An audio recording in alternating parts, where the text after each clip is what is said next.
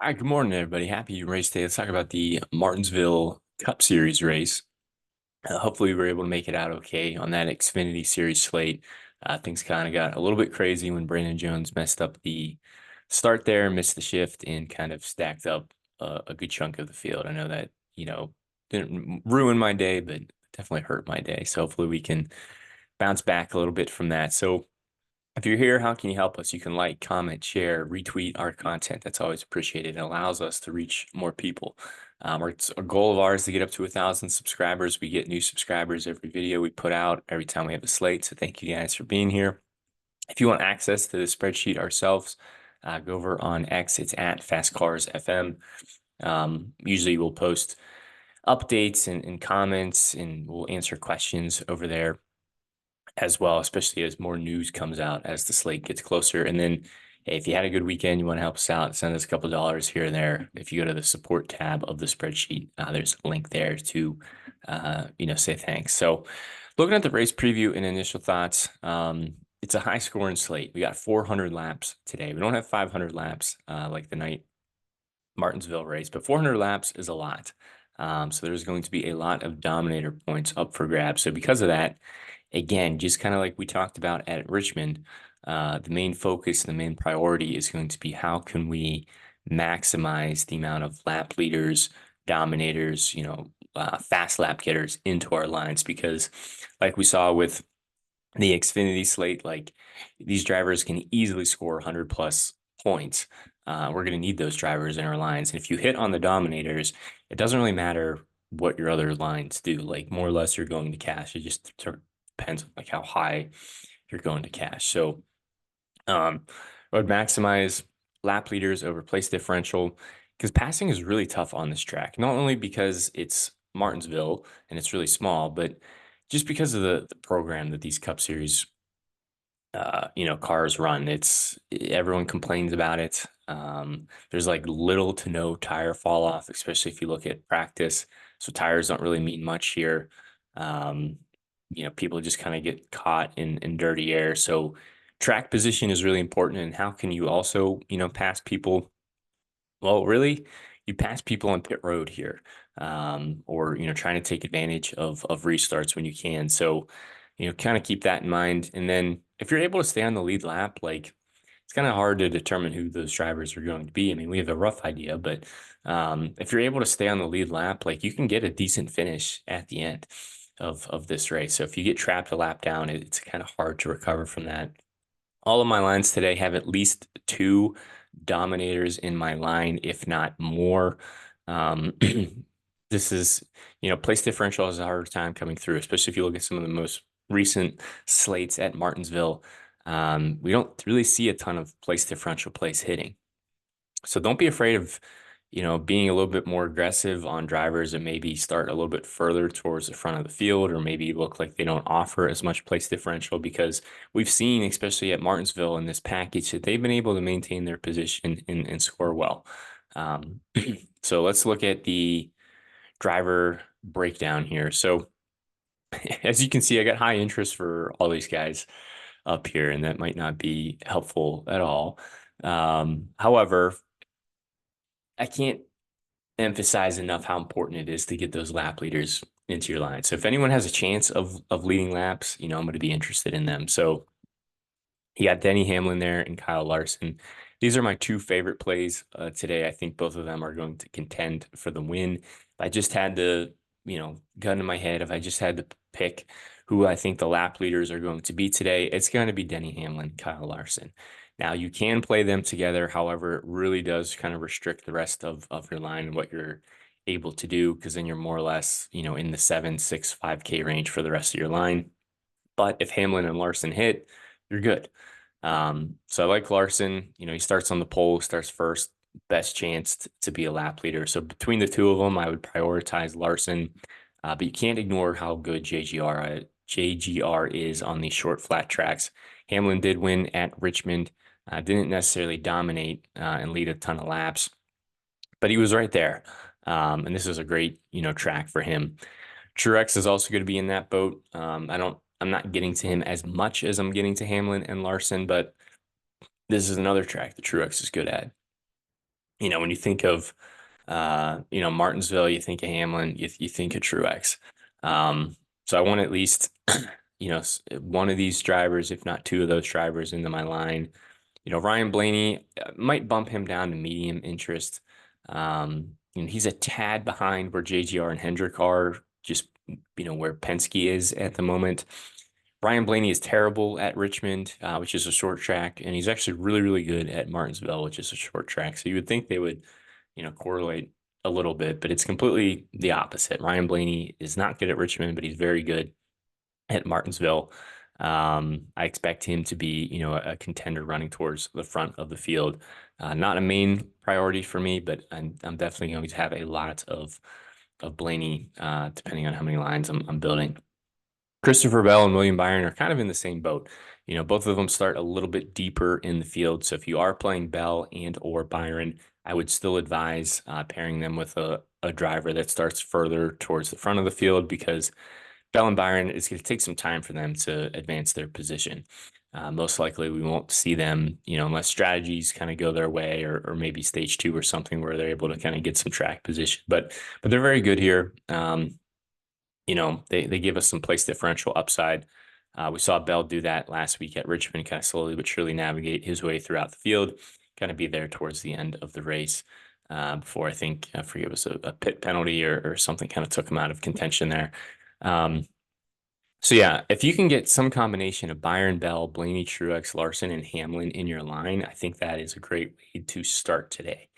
Um, Other than that, Logano starts six. I'd much rather just play Blaney. I think Blaney just is better at this track. The nice thing about Logano is he's cheaper. He starts six. I don't know if he has the car to get out front and lead laps.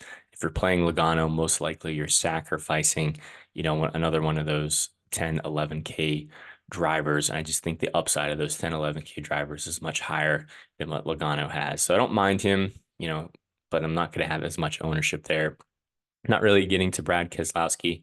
I was actually at the race when he led like 450 of the 500 laps or whatever it was, which was interesting. But ever really since then, like especially since we've turned to the new, the next gen car, they just haven't. He specifically just hasn't been that good at Martinsville, so he's kind of expensive, and I just don't really like the upside there. Ty Gibbs kind of got priced down this week. It was wild to see him up in the 10K range last week. I think this is a little bit more appropriate for his pricing. So he starts 15th. It's a JGR car, for 9 grand. I'm gonna have him in tournaments. We know how good the Toyotas are here. Everyone's talking about Larson being the early lap leader. Well, don't ignore Chase Elliott. Chase Elliott starts third. Most likely he's going to start right behind Larson on the bottom row. So he's a good chance of, staying out front, staying towards the front of the field, picking up some fast laps. And for whatever reason, if Larson has an issue, maybe he has an issue on pit road, or a slow stop, or who is there to take advantage of that? It's going to be Chase Elliott, and Elliott's pretty good at these tracks too, and I really like his price. So if you can kind of get Elliott in your lines, it's almost like maybe a contrarian lap leader, but I like the Dominator upside there. Now Chris Buescher starts 30th, which isn't great. He probably gives you a lot of place differential upside. It just might be tough to get him into your lines. Reddick, Chastain, and Busch, I'm just really not getting to. They're really not good at these short flat tracks. The RCR program right now is just terrible on the short flat tracks. Chastain, he did have the Hail Melon move, a couple years ago, which was cool. But really ever since then, like last year, he got a decent finish, but he was running like in the 20s for most of that race, and he was able to stay on the lead lap and then take advantage and get a solid finish at the end. And then Reddick just isn't really in contention, or hasn't really been in contention, just kind of runs around, where he starts, at least on these types of tracks. Now, Alex Bowman, I think you can have interest in as well. He's kind of like Gibbs, like he races for the best team. Yes, he's probably in the fourth, best car of that team. He's probably ranks fourth of the four drivers there in terms of, maybe skill and equipment. But it's a Hendrick car for $7,900. I really like that a lot for tournaments. Now, Bubba Wallace is interesting, just kind of like we talked about with Chase Elliott. Bubba Wallace is only 7.7K, starting second. More of a risky, potential lap leader. But again, if Larson has an issue, it's not a guarantee that Larson's going to go out there and lead every single lap. Now, that's what everyone is projecting and anticipating. But the ownership difference between Larson and Wallace is going to be pretty significant. I do think Larson has a much better chance of being a lap leader, but Wallace is right there. He only missed out on the pole by like 100th of a second. Now, the only concern, or one of the concerns, I guess, with Wallace is how bad his pit crew is. So we just talked about in the preview how important pit road is. Wallace consistently loses spots on pit road. And when you lose spots on pit road, it's hard to get them back on the track. So very, very risky play. I'm going to have him, in a few different lines just to kind of get different. And then you got the SHR cars here. You got Briscoe, Berry, Preece, and Gregson. I really like all of them. SHR actually has a pretty good short flat track program. Specifically, Chase Briscoe has shown the ability to run well on the short flat tracks, and he starts fifth. So again, it might seem a little risky, and it is risky, but these are the types of plays that can maintain the running position. Maybe they can even get out front, lead you some laps, pick up some fast laps. They have the track position to score well. We don't really see place differential come through a ton and really work out on these slates. So yes, it is risky to play a Briscoe or a Berry, but they've shown good speed. Like Josh Berry, for example, was one of the best cars at Richmond last week, and he looks like he has a good car again today. So I like both of those plays. If you want to go a little bit safer, you can go to Ryan Preece or Noah Gragson. They give you, some place differential upside without being so pinned far back in the field that I think they're going to get trapped a lap down. I just think Briscoe and Berry have more, not a ton, but I think they have more dominator upside than Preece and Gregson. So if I'm able to get like a, potential third or fourth dominator in my lines, building with that way, I'm going to take that risk because if they hit, it doesn't matter what the rest of my lines do. Um, and then once you get to the 6K range, you got Suarez, Dillon, Jones, John Hunter, Nemechek, Cindric, McDowell, Gillen, and Stenhouse. A pretty deep range here. Suarez starts in the mid pack, most likely finishes mid pack. He's kind of like Tyler Reddick, where he's okay at these track types. I mean, the nice thing is he's only $6,900 starting 21st, so I don't mind that. Not interested in Austin Dillon. We just talked about how bad RCR is on the short flat tracks. Austin Dillon and that team have just had a lot of issues. I know they most recently just made a crew chief change to hopefully, spark some momentum there. Eric Jones is in a Toyota, so that has me interested. Same reason for John Hunter Nemechek. I don't mind. We know how good Toyota is on the short flat track, so they have that Toyota badge on the front of those hoods there. So Jones and John Hunter Nemechek, I'll probably be a little overweight on compared to the rest of the field, but nothing crazy. I'm not going to be, going out of my way to play them by any means. But if I end up falling in this range, I know everyone's going to be playing McDowell, and I still like McDowell a lot, but I'm going to try to get more Jones, John Hunter Nemechek, and then Todd Gilliland in my lines. Austin Cindric starts 14th. I don't know. It's just hard to trust Cindric. Like he always qualifies decently well and then just goes to the back. And that's kind of what I'm expecting today. But maybe he'll prove me wrong. If there's anywhere you want to play Cindric, it's on the short flat tracks and road courses. So this is a short flat track. He starts 14th. Maybe I'll bump him up to medium. But if you look at his finishes, he usually finished around 20th. So he starts 14th, finishes 20th. That's not really going to be a great day for you. Now, McDowell starts 35th. He's really cheap, pretty easy to fit into lines. The only concern is he might get trapped a lap down starting this far back in the pack here. So I don't mind him. I think for cash games, he's going to be very popular. For tournaments, though, I really like Todd Gilliland. Again, it's kind of a risky play. If you're like, hey, if you don't like Austin Cindric, why the hell would you like Todd Gilliland? Well, again, this is another driver that I think has the ability to maintain his track position.